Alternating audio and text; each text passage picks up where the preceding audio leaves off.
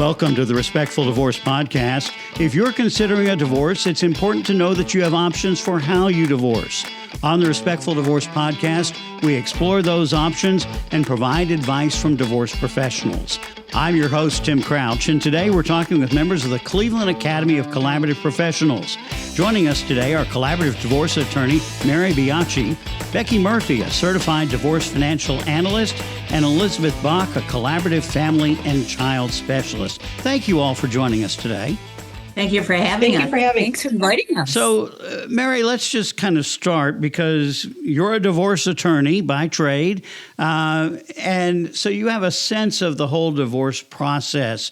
What is it like to go through a traditional litigated divorce in the Cleveland area versus the alternative processes such as mediation or collaborative divorce? Okay, that's a great question and one I often answer to prospective clients. So in 2017, I decided I am done handling litigation cases. And the reason why is you're stuck in the court process. Oftentimes, clients, we would have a court hearing, we would go, we would wait. It just would feel like you weren't getting anywhere. And clients often felt like they weren't being heard, and it's not very private, and it's a very emotional, difficult thing to go through the process.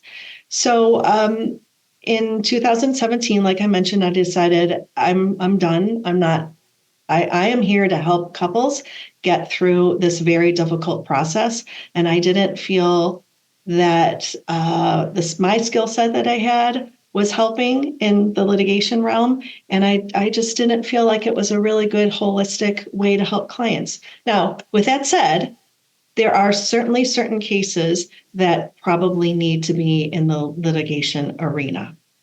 So the difference in my view is in a collaborative case, you're working with professionals that are all trained in this process. And it's a different way of communicating and modeling behavior to clients. We're focusing on the clients rather than the litigation process and, we must get this affidavit done or file this thing with the court. We're focusing on the client's needs, the client's concerns, their interests, what they're worried about. It's very much a holistic way to assist clients through the process. And even in a litigation process, if you have adult children, they're not part of that process. However, in a collaborative process, the adult children can be. That does not mean that they are at the table. They're not. But if there are any issues that need to be addressed in regards to the adult children, we have tools and are able to address those issues. Again, I see it as a holistic way to help a family, and we're helping a family kind of come apart and then put it back together in a way that works for that particular family. And one of the ways we do that is having these other professionals who are on this podcast with me. So let's turn to those other professionals, because it's your role, Mary, is that you're providing sort of the legal expertise, but with Becky and with Elizabeth, they're bringing a different kind of specialty and expertise into the room and into the discussion. And Elizabeth, talk about what you do in the collaborative process. Sure. So, my background is as a family therapist and mental health professional, and my view of it really is part of the change process. People had an old status quo and of the way that they were, and we help them vision and get to their new status quo through the change process. And then how do we as professionals, as individuals, like as the way my role in it is really different than both Mary's and Becky's, but as an interdisciplinary team, how do we support these people in this change process that allows them to do what they need to to do in the way, Mary, what I loved about what you said was like how unique to this family. Families are not the same. They don't change the same. They don't divorce the same. So how do we do that as a team, as individuals in our individual roles, really help people move their system from their old status quo to their new status quo, especially because they're at the same time, they're grieving, they're scared. Divorce isn't just about the piece of paper. It's not just about the, who gets the kids on Tuesdays and how much of the retirement account you get. When families divorce, they divorce financially, physically, and emotionally. And I really think that the collaborative process provides the opportunity for us to address all three of those disentanglements so that people can start to vision and think and move into what is going to be their new norm. And I think we do that really well because we take a family systems perspective. We take a growth-oriented perspective, not just a deficit perspective. And Becky, you're that other part of the neutral team, part of the team with the financial expertise. Talk about what you do. So the primary goal that I have is to gather all the information and present it along with the attorneys to enable the couple to make a fully informed decision. And by fully informed, I mean having all the data in front of them and actually participating in the division of assets and the setting of support for what on whatever basis they feel they can live with. So it really is a stark difference between litigation because the couple is formulating their own future. And so it's much more efficient for a neutral party to be gathering and presenting all the financial data versus each party's attorney doing the same thing with perhaps at least a perceived bias. So as a neutral, I'm things that are coming out of my mouth are perceived very differently than if your spouse's attorney is saying the same words. So it's nuanced, but it's very effective to have a neutral. And I liked the language you used about the future, because that's the other piece in what you do that doesn't traditionally happen in a litigated divorce is you're helping the couple to be able to look ahead at what their financial future is going to look like, right? Absolutely. So one of the main concerns that people have is, am I going to be okay? So in a litigated process, when your attorney comes out from behind closed doors after negotiating your future and says, oh boy, I got you X number of dollars per month in support, you're going to be saying, well, I have no context for that. Is that good? Is that bad? Am I going to be okay? But in this educative process of collaborative, you will be able to understand the context and feel comfortable about being okay. And that's what financial people bring to the table. So, Mary, one of the things as we hear these things that this makes me think is that instead of litigation being the first resort, it should be the last resort, right? Most people that come into my office, they have received prior to meeting with us an informed consent that talks about all of the different process options. And one page is adversarial, which includes litigation, and the other page is non-adversarial, which is mediation and collaborative. Most people are interested in that second page. And the collaborative process isn't always the right process for everybody. And if it's not, a lot of times they go to mediation. But sometimes, as I said before, sometimes for the litigation is the only way to go for certain situations. But to kind of tag on what Becky was talking about as far as gathering all of that financial information and providing information and the education the clients need to make informed decisions. One of the things we as the attorneys do is we will provide them what we call a shadow of the law. And that will be very specific to their particular situation. And that's usually done together in a meeting with Becky at the table as well. And sometimes we ask, do you want it in writing, or sometimes just verbal? It really, again, we're going to meet the clients where they're at and what they need. So the law is still very important in the collaborative process. And people can do whatever they decide to do as long as they have all the information. And it allows for much more creativity. Yeah. So, Elizabeth, one of the things I've sort of heard through the years of your role is that a couple, when they're getting divorced, probably have lost the ability to hear each other, and you kind of serve as a communications coach of sorts, right? Sure. So, one of the things that I try to teach clients to be able to do, partly so that they can self-monitor in the four-way meetings or the meetings with Becky, is to talk with them about what it means to be congruent. And when someone is congruent, and you guys can all test yourselves on this, when you're congruent, you can see your perspective, the context of the conversation, and the other person's perspective. It doesn't mean you agree with them, but you can hear it. You could articulate it back to them.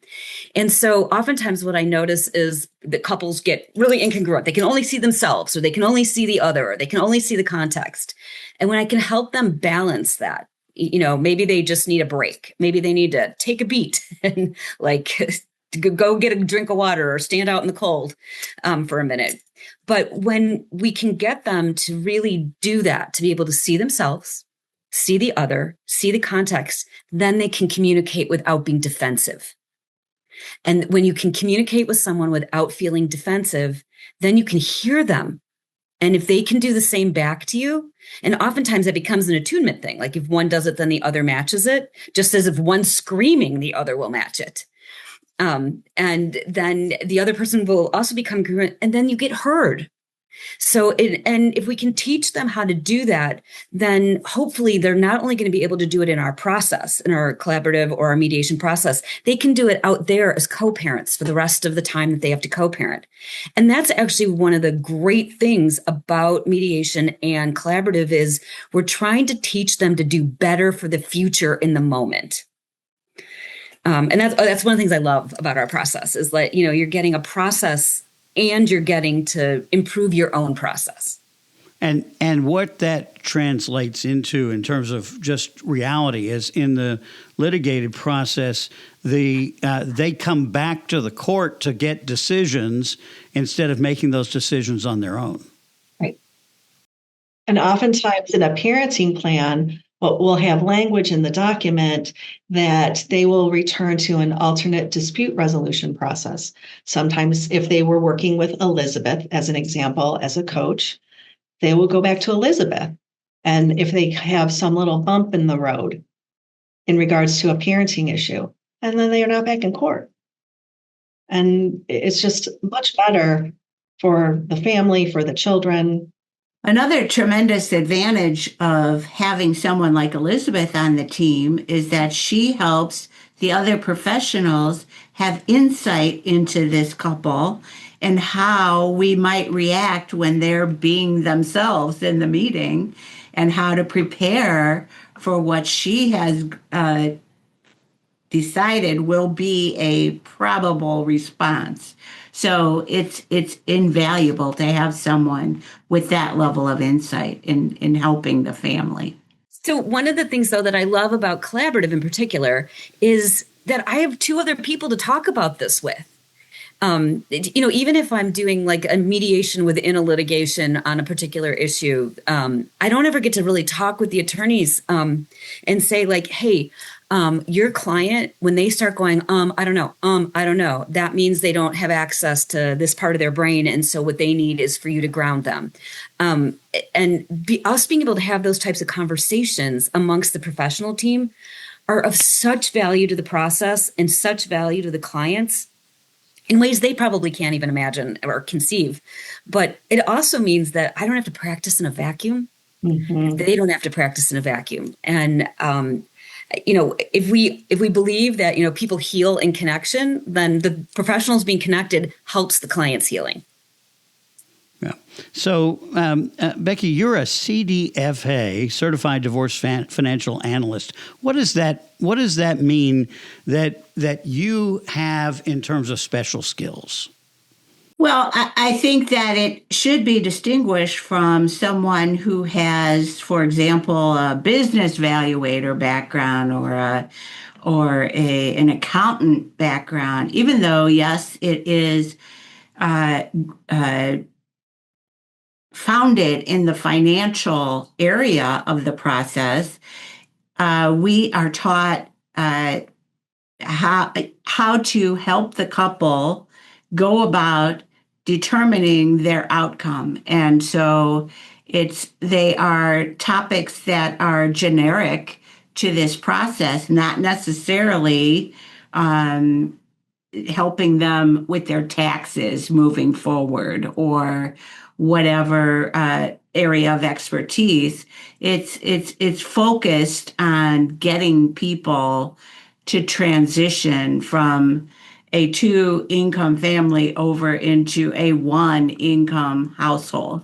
So unique skills that aren't shared by the traditional financial backgrounds. So how did you, Becky, end up in collaborative? What led you to this process? Well, I had a very successful, amicable divorce myself. And my ex-husband and I undertook a process called nesting. And we actually purchased a condo. He and I went back and forth between the households, and the children stayed in the same marital residence all the time. And we were able to do that for 4 years, which in my experience, I don't know if that's a record or not, but I like to say it is. I don't know. Well, tell Tim where your ex-husband works. Oh, he's right over there in the office. I've seen him every day since our divorce, probably over 20 years ago. But specifically to answer your question, the attorney who helped us through our process knew what I did for a living, which is financial planning. And she said, "Hey, Becky, if you get your CDFA, I can send you all my clients." So that was really what prompted me. And then because of my nesting experience, I wanted to help other families have the same amicable process that he and I did. So. And so then, Elizabeth, how did you end up in collaborative? Well, I ended up collaborative kind of a little bit tiny bit backwards. I went to law school for a year. It made me cry every day, so I quit. And decided I was going to go to graduate school. So I came to graduate school. But I come from a family of lawyers, and many of them are, in fact, divorce lawyers. So I'm a tiny bit of a Nepo baby around divorce and divorce law, even though I'm not a lawyer. And so when I went to graduate school, and I was really interested in family work and family systems, was working with a lot of families that had gone through litigation, and it had destroyed all pieces of their family and their ability to communicate. And these were people who kind of wanted to get along, but they just didn't know how, because litigation had pitted them against each other in such a fixed way. My survival depends on your non-survival is sort of the way they would frame it to a large degree. And as I was doing this, and I was just looking at it and going, this is nuts. And I didn't have an alternative for it. And one of my family members, who is a divorce lawyer, had gone to one of Stu Webb's trainings and sort of drank the Kool-Aid and loved it. Eventually became president of IACP for one of the terms that the lawyers did at that time, and was like, you have to do this. They need mental health professionals. Your system's trained. You're perfect for this. And I was like, nah, I didn't like law school. And she's like, just go on. And so, and the way that any parent can sort of coerce even an adult child, I did. And I was like, oh, these are my people. This is exactly what I want to do. This is what I was looking for, the tool to try to help families do it different, do it better. I think of it as a movement, not just a process. And I really want to be part of that movement. Well, So you all are members of the Cleveland Academy of Collaborative Professionals. And Mary, what is that group? So that organization was founded about 16 years ago, and we have approximately right now around 15 members. And it's made up of lawyers, financial neutrals, and coaches or family specialists. And everyone must be collaboratively trained, need to have the mediation training. And we meet once a month, and we talk about cases. We don't talk about names or anything, but we process cases that we've had. We talk about things that best practices we learned, mistakes that were made, how we can fix those mistakes in the future. And I would say that group, it's a great group of people and professionals that I highly respect, and I have no qualms with working with any of them. And that is a really, really important thing for this process, because a lot of times people think, well, what's my spouse's lawyer going to be like? We want somebody that knows what they're doing, is competent, and it just makes it just so much better, because it's like hand in glove, because we're working as a team. And I think Elizabeth mentioned where she was talking about, there's people I can talk about this to. And that's super important, because we need, as Becky mentioned, we need Elizabeth's feedback as to what she's seeing, because she has different training and she's seeing these couples in a different arena than we are. And we really work together. We pre-meet on the process. When we have our meetings, we debrief, meaning not the organization's meetings, the collaborative meetings.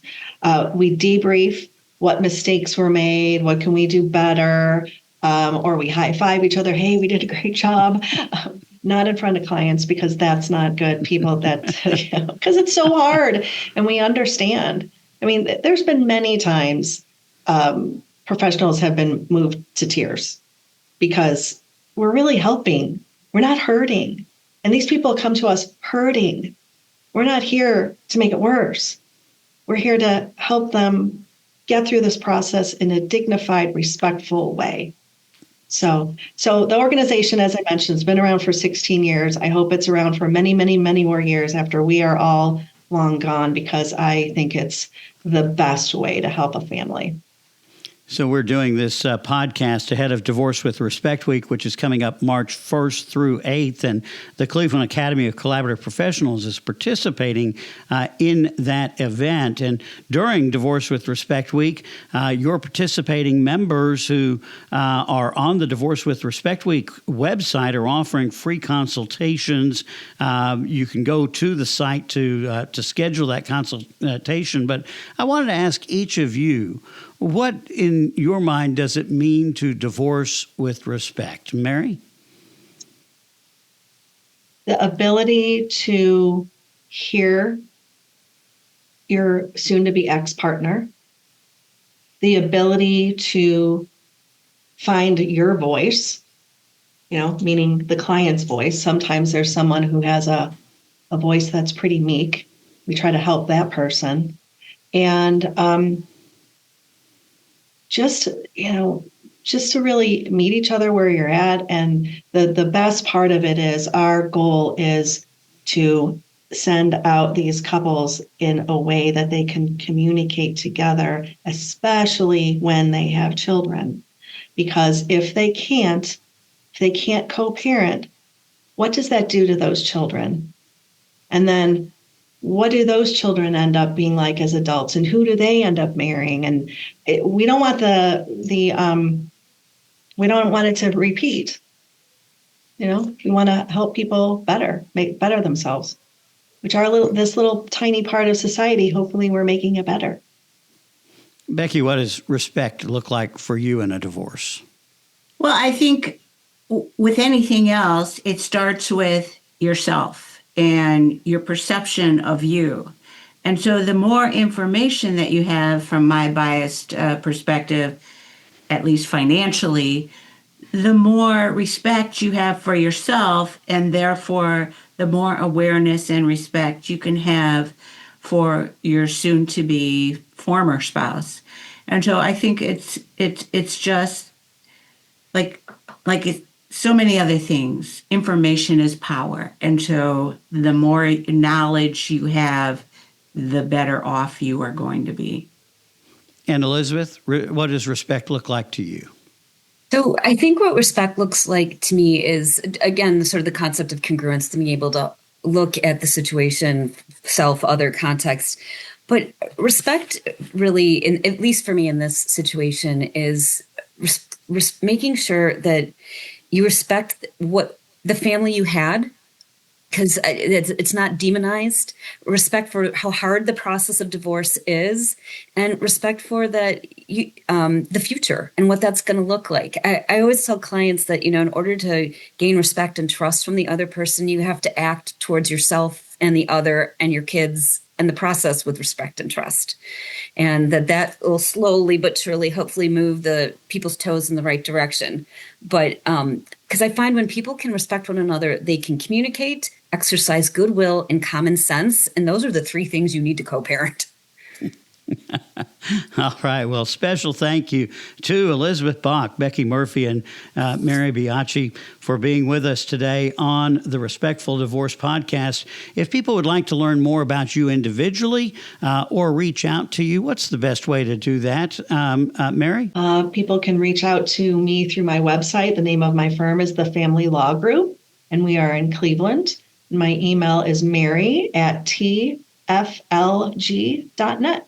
Okay. Becky? Well, certainly my contact information is on our group's website, the Cleveland Academy of Collaborative Professionals. But I also have my own website. It's called facilitateddivorcesolutions.com. And all my information and my background and everything, my experience with nesting is displayed on there. All right. And Elizabeth? My information is also on the Cleveland Academy of Collaborative Professionals website. I'm a total Luddite, so I don't have a personal website.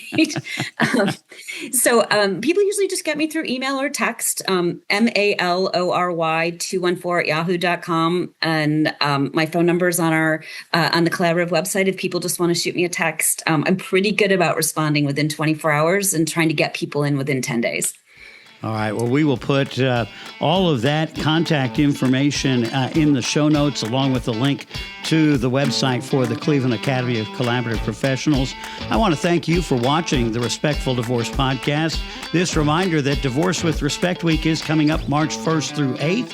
You can talk with divorce professionals, including attorneys, financial professionals, and divorce coaches for free simply by going to divorcewithrespectweek.com to find a professional near you. Divorce with Respect Week, March 1st through 8th, and that website, www.divorcewithrespectweek.com. I'm Tim Crouch for the Respectful Divorce Podcast, reminding you that collaborative divorce is a better way to untie the knot.